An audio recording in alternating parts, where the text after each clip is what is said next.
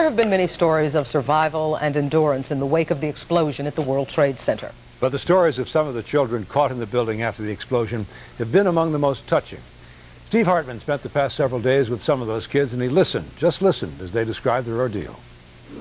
Somewhere above the panic, somewhere below the roof, somewhere in between, they got stuck in the middle of a mess. 60 kids, too young to understand politics, terrorism, and hatred, crammed shoulder to shoulder in a pitch-dark elevator for almost 6 hours. On the surface, at least, it didn't take the kids too long to bounce back from the ordeal. We got this shot about an hour later, watched the third graders bounce off the bus, and found out for the first time exactly what they'd been through. What did you do in there for 6 hours? We panicked. Dumb question, huh? The next day we met up with the same group, got more details, and got even more impressed with the people telling them. And all of a sudden the lights went out and the power just stopped. We didn't have much air because the smoke was coming in. We had to take off our shirts because it was pretty hot in there and sweaty. Everybody was scared. I want my dad, I want my mom.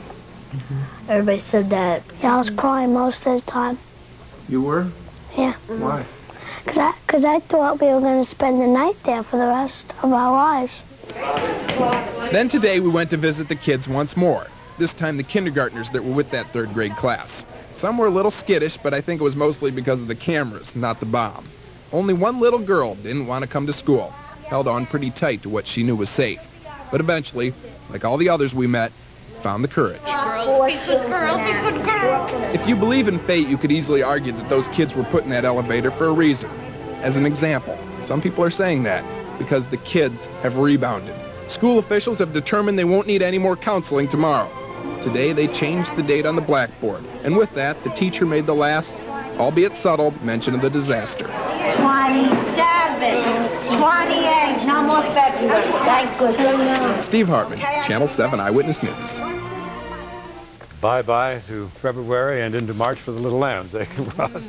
But our coverage of the disaster at the World Trade Center continues tonight on Eyewitness News at 11. What is the city doing to help businesses that have been knocked out by the explosion?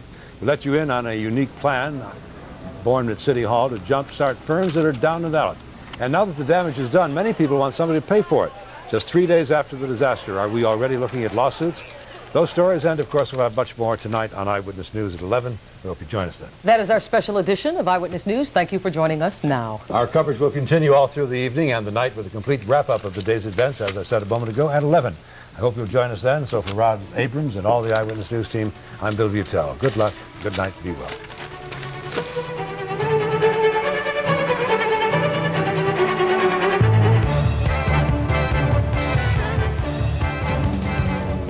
This has been a special edition of Channel 7 Eyewitness News.